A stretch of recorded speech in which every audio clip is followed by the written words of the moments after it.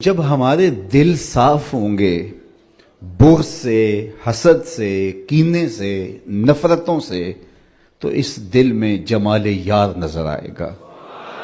لیکن ہم نے دل کے آئینے کو خود ہی گدلا کیا ہوا ہے اور خود ہی میلا کیا ہے۔ سویر سے لے کر شام تک ہم دیکھیں کیا کیا حسد پالتے ہیں۔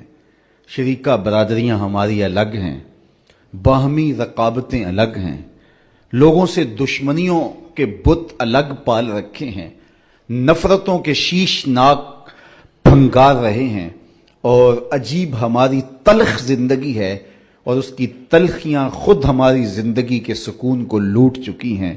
اگر ہم چاہتے ہیں کہ ہماری زندگی خوشگوار گزرے، ہماری زندگی کے اندر ٹینشن نہ ہو، ہماری زندگی طمانینت کا مرقع بن جائے، تو سب سے پہلے اپنے دل کو کدورت سے صاف کرنا ہوگا، دل کے آئینے کو مصفہ کرنا ہوگا، اندر کی دنیا کو مزکہ کرنا ہوگا۔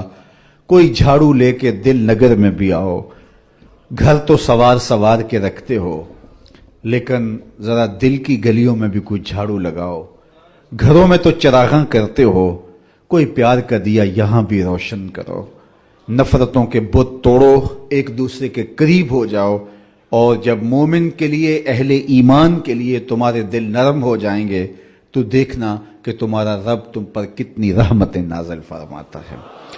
تو سب سے بڑی چیز یہ ہے کہ ہم اپنے قلوب کی صفائی کا، اس کی تطہیر کا، اس کی پاکیزگی کا سامان کریں، چونکہ بنیاد یہی ہے۔ دل اگر صاف ہے تو پورا بدن ٹھیک ہو جاتا ہے، دل اگر خراب ہو جائے تو پورا بدن خراب ہو جاتا ہے۔ میرے اور آپ کے آقا و مولا نے فرمایا، الا ان فی الجسد مضغہ، انسان کے جسم میں گوشت کا ایک ٹکڑا ہے، جب یہ صحیح ہو جاتا ہے تو پورا جسم صحیح ہو جاتا ہے، اور جب یہ خراب ہو جاتا ہے تو پورا جسم خراب ہو جاتا ہے۔ پھر ارشاد فرمایا، الا وہی القلب، سن لو، گوشت کے اس ٹکڑے کا نام دل ہے۔ دل کی اصلاح پورے بدن کی اصلاح ہے۔ دل کی اصلاح سے فرد کی اصلاح ہوتی ہے، فرد کی اصلاح سے معاشرہ اصلاح پذیر ہوتا ہے، اور معاشرے کی اصلاح سے ایک خوبصورت زندگی کا تصور ابھرتا ہے جو ہمارا مقصود ہے۔ لیکن ہم اپنے دل کو نفرتوں کے الاؤ میں رکھا ہوا ہے، اور ہر وقت حسد، بغض، کینے ہمارے سینے کے اندر پل رہے ہیں۔ کسی کو اللہ کوئی دولت عطا کر دے، کسی کو عزت مل جائے، کسی کو شہرت مل جائے، تو ہم خام خواہ کی آتش غیظ و غضب میں جل رہے ہوتے ہیں۔ تو اپنے دل کی پاکیزگی کا سامان کرنے کی ہمیں تلقین کی گئی ہے۔ تو فرمایا یہ صحیح ہو جائے تو پورا جسم صحیح ہو جاتا ہے۔ بلکہ حضرت رومی علیہ الرحمہ نے تو قلم توڑ دیا، دل بدست آور کے حج اکبرست، از ہزاراں کعبہ یک دل بہترست، کعبہ بن گاہے خلیل اطہرست، دل گزر گاہے جلیل اکبرست۔ کہا دل کو قابو میں لے آ، یہی حج اکبر ہے، ہزار کعبے سے ایک دل بہتر ہے۔ کہا اس لیے کہ کعبہ حضرت ابراہیم خلیل کی گزرگاہ ہے، دل رب جلیل کی گزرگاہ ہے۔ اور اگر کعبے بھی چلے گئے، دل ہی صاف نہ ہوا تو وہ کیا، کسی نے کہا تھا نا، کعبے گیا گل نہیں مک دیجئے، دلو نہ مکائیے۔ تو اس کا صحیح ہونا پہلی شرط ہے۔ دل کی اصلاح پورے بدن کی اصلاح ہے، اس کی ستھرائی پورے بدن کی ستھرائی ہے۔ تو اس لیے اس کو قابو میں کرو۔ یہ کائنات ہے۔ ہمارے صوفیاء پہلی توجہ دیتے ہی دل پہ ہیں۔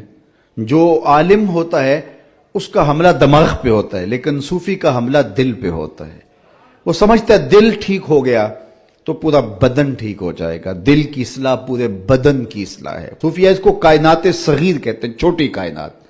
پوری کائنات کو اگر اس کا خلاصہ بنائیں تو دل بنتا ہے، دل کو پھیلائیں تو کائنات بنتی ہے۔ وچے ہی بیڑے، وچے ہی چھیڑے، وچے ہی ونج مہانے ہو، 14 طبق دلے دے اندر تمبو وانگوں تانے ہو۔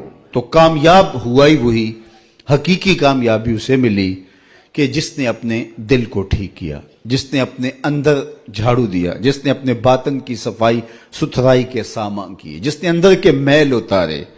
اللہ اکبر! جس نے اپنے اندر کی غلاستیں دور کی۔ اندر جب صاف ہو گیا تو پھر سمجھ لو کہ کائنات سنور گئی۔